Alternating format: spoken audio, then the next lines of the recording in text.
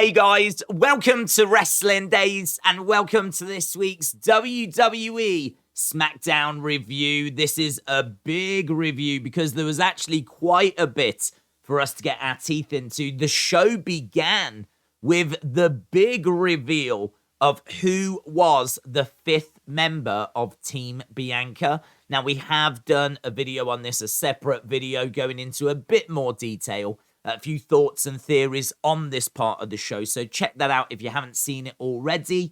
But the reveal is Becky Lynch. Now, this had been rumored, and so Becky making her way down gets a good reaction, in all fairness. We haven't seen Becky since she picked up an injury at SummerSlam. I think she was on the Raw after SummerSlam, but then that was the last time that we saw her. But she's healed up, she's back, and she is going to be at Survivor Series in War Games. There was obviously a big brawl in the ring, as I'm sure you could imagine. Some really cool moments, actually, where we got Becky and Bayley. I would love to see that feud. We also got Becky staring at Rhea. I would love to see that feud. So it does feel quite fresh having Becky back. There's so many interesting matches for her, so this was really fun, really exciting. Then we went to our first match. Our first match was Butch against Escobar in the World Cup, the Smackdown World Cup. That match was underway, but we would see on screen a big brawl happening backstage whilst the match was on. You can see that it's the Usos, it's Solo, it's Drew, it's Kevin. Apparently no Sami here at this point. We would find that out later. Sami was not involved here. But this, of course, was a distraction, unfortunately. That meant that Zelina Vega and Legado del Fantasma could get involved. And so, as a result, here you can see Escobar pinning Butch. And that means that Escobar goes through to the final of the World Cup, the Smackdown World Cup. So this was a robbery. The UK was robbed because lots of outside interference at the end of this match. Then we went to Bray Wyatt. Again, he wasn't announced that Bray was going to be on this show. Nothing in the way of like a preview for Bray. But so it was great to see that he was on the show. It was even more special to see that he was actually going to come down to the ring. And what he had to say was really interesting as well, because he said that he knows what people want from him. He said that his name is Bray, and there was Wyatt chants. He says that he likes to think that he's got a good grip on what people think of him. He says that he understands, he knows what people want from him. You want to see the monster, the fiend. And as soon as he said the fiend, there was a big roar. And he said, but that's not who I want to be anymore. He was quite choked up. He was quite emotional. He basically said that violence is the only language that he's kind of spoken to us. And so he wants to make himself really clear now. He is not the one who attacked LA Knight. And obviously when he said that, we started to then get Uncle Howdy, and we got lots of imagery. I managed to capture some of the images. To be honest, I haven't gone through it with a fine-tooth comb, but all of the imagery that I did pick up on is stuff that we've seen before. There was a lot of Bray's past that had been added to it this time, which I think is very interesting. Here, look, you can see an image from Bray when he was cult leader Bray. Here you can see a bit of a blurry image from the Fun House. So there was plenty of imagery all throughout Bray's career. We would see Uncle Howdy, and he would be saying, everyone lies, open your eyes. So again, it sort of feels like Uncle Howdy is saying that's not true. Bray obviously saying that he doesn't wear a mask. Uncle Howdy said that's not true. Now we've got Bray saying I didn't beat up LA Knight last week. Uncle Howdy seemingly saying that's not true. So this is interesting. I like it. But I think what was about to come was even juicier, because we would get this. Again, there is a video, a separate video. I've been busy tonight. not only did we do the watch along, the live watch along, but I did put up a couple of videos as well. This felt like a real interesting talking point. This number turned out to be a telephone number. And fun fact, if you are in the UK, you have to put 001 first, then put 888-280-3999. If you want to hear the actual message, it is in the video that's on the channel. You can just watch that video. I think it's about 30 seconds in. I play the actual message for you as to what's said. What's really interesting is it's a doctor saying that the patient is very dangerous. He's dangerous not only to himself, but he's a danger to others. And as I said, it's very interesting. There's been some really interesting thoughts about that as well. Here you can see not a very flattering picture of myself, but during the live watch along, there was right in the middle of the chat, William Holcomb said, "Do we know that recording is about Bray and not a setup for a twist?" I think that's such an interesting thought. I really do, because when you listen to the message, it's someone saying the patient is a danger. They're a danger to themselves. They're a danger to others. And obviously it's the same number. The telephone number is the same number as the number that was on Bray Wyatt's psychiatric form that we saw a few weeks ago. So it feels like it's connected to Bray. Certainly feels like it's connected to Bray. But it might not be. It might not be. He could be talking about someone else. So just worth bearing in mind. I thought it was a really interesting thought, and I really liked that. So that's why I wanted to include it here. The other thing as well, and I did miss this during the watch long, so I was too busy calling numbers, but LA Knight was actually attacked backstage again. And if you look just above the box, look in the center, in the black doorway, you can see a face. You can see, I think, the mask, the same mask that we saw last week when LA Knight was attacked. The same mask that I believe Bray wore at Extreme Rules. So, yeah, he is there in the background once again. So this, for me, is the stuff I love. The Easter eggs, the cryptic stuff. Absolutely love this stuff. So they did a great job with this tonight. I mean, to have a telephone message, to have something for us to get our teeth into about who does that message relate to, like all of that stuff, I'm just so captivated by it. But yeah, I mean, look, Bray's saying that he's not the one. The twist here could be that maybe he is not.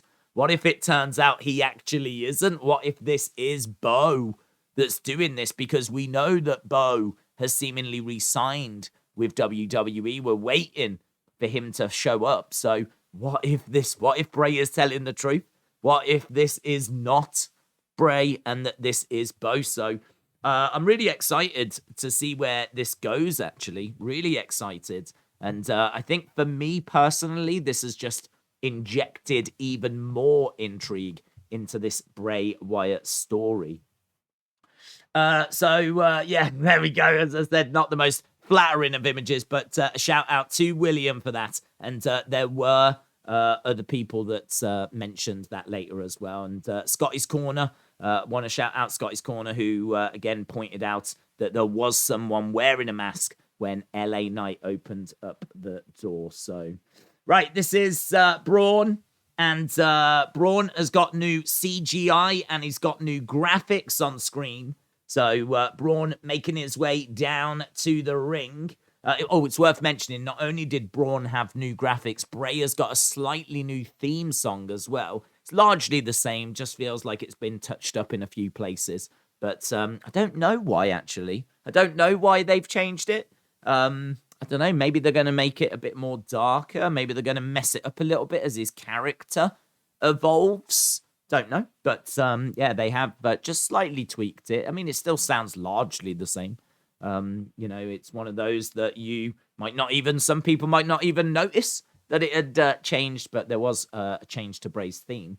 Here we've got Braun coming down with new graphics, new CGI. Looked really good, actually. Really worked for him. He was in the match, the World Cup match. He was taking on Ricochet in the other semi-final. whilst they were fighting, down came Gunther. So Gunther, obviously the Intercontinental Champion, the winner of the World Cup, will get a shot at his title. Gunther came down, and there was a great moment where these two were talking, and that meant then that there was this big brawl, there was this big beatdown, and it actually meant that Ricochet got the victory. Ricochet actually won, but both guys got attacked. So, yeah, that means that our final is going to be Ricochet versus Escobar. So, yeah, Braun is out, but he is out thanks to a big distraction by Gunther. Here we've got Kevin and Sami. They were talking, and you can see that Jay was listening. Sami was talking to Kevin. Kevin actually approached Sami and said, like, "What? When are you going to leave? Like, why are you waiting for them to turn on you? You can see that this is coming. I had to bail you out loads of times because I'm your friend, but these guys are not going to bail you out. Like, you are going to be left on your own." And Sami didn't want to hear it. Sami loves being in the bloodline. Like, his loyalty seems to be true. But, Jay was having a little listen. And what was really interesting about this is that Jay spoke to Sami after and said, have you spoke to anyone since you got here? Because Jay said, Sami said he'd only just arrived. And Jay was like, have you spoke to anyone? And Sami said no. Sami lied to Jay about talking to Kevin, which feels like a real interesting little wrinkle in this story. So loving this story, loving all the little twists and turns. And this was really, really cool. Then we went back and we saw Bex. You can see her new shirt. Looks really good, actually. I love that T-shirt. Bex saying that it's great to be back. She's got, she's fired up. And she said everyone talks tough until the man comes around. So she is really excited to be back and ready for War Games. Then we saw Raquel Rodriguez get attacked by Ronda and Shotzi. They did a number on her and Shotzi. They actually opened up that trunk and slammed her arm in it. It was pretty brutal stuff, to be honest. Pretty brutal. They were gloating then. They got into the ring. These two work so well together. Really enjoy them together. Down would come Shotzi, and Shotzi would then try and do a handicap match, which was really stupid because Shotzi has got a title match just 24 hours time at Survivor Series. So really stupid that she would risk her health just 24 hours before Survivor Series. So I've got to admit, I wasn't crazy about seeing her do that, but I can understand it because she spoke afterwards about standing up to bullies. So I suppose in a way I can understand it. What I really couldn't understand was Raquel then came down. So this match actually happened. We actually had a tag match. And we even had Raquel with one arm, like punching Ronda in the face. And I felt that Raquel just got given a bit too much here. I think she had too much offense for me. I really don't think this is realistic at all. Like, first of all, I don't think she's beating up Ronda at all, full stop anyway. But look, watching her do it with one arm was just really silly. Thankfully, Ronda and Shayna got the win because I think this would have been really silly if Raquel and Shotzi had managed to overcome Ronda and Shayna Baszler. And certainly with Raquel having just one arm as well. So, yeah, I must admit, I really enjoyed this show. I thought there was loads to praise and loads to enjoy, but this segment just felt really messy to me. I really loved the backstage moment. But I just think they should have done a promo, maybe had Shotzi come down, say a few words in the entranceway, and just left it at that, to be honest. But it was kind of nice, though, to hear from Shotzi after. This is where she said she's been bullied before, but this is the first time someone's had her back. She said now this is personal. So this was nice. This was, in a way, this was a nice way to end it. But, some of this I personally didn't need. But this was good. This promo was good. Then we got to our main event. I wanted to include this CGI botch. Look at that. The CGI stuff does look great, but Obviously, they're just images that are put like on screen. And so you can see the Usos walking in front of their CGI, which sort of ruins the effect. So a CGI botch there. This is obviously to decide who gets the advantage tomorrow at Survivor Series. Will it be the Bloodline or will it be Team Sheamus? And it was Sheamus and Drew against the Usos. You can see Sami going over and he was giving like, I don't know, some weird kind of, I don't know what he was doing. He was sort of like waving his arms in front of Sheamus. And yeah, it was quite funny, to be honest. Kevin Owens had a smile on his face as Sami was performing away. But we got to the end of the match and Sami wanted to use the title to help the Usos. Kevin Owens would stop him. Sami would snatch the belt, get into the ring. Referee would spot him, tell him you're out of there, and kick him out of the arena, out of the ring. That distraction, which Sami did not mean to cause, but that distraction allowed Kevin Owens to hit a stunner, and it also allowed a Claymore. So you can see the referee is still in the process of telling Sami to leave, and you can see the Claymore landed, and obviously that meant 1, 2, 3, advantage, Team Sheamus, advantage to the Brawling Brutes, to Drew, to Kevin Owens. So, yeah, honestly, I think some of the storytelling here is actually really good. I think the Bray stuff became even more interesting. I love the fact we've got a telephone number that was involved tonight. I think that's great, kind of a little reminiscent of White Rabbit. I think that some of the matches were pretty good. For a go-home show, I was actually really entertained. So I would probably give this like 7.25, something like that. Around a 7, maybe 7.25. Yeah, my expectations were actually really low. My expectations are always low for a go-home show.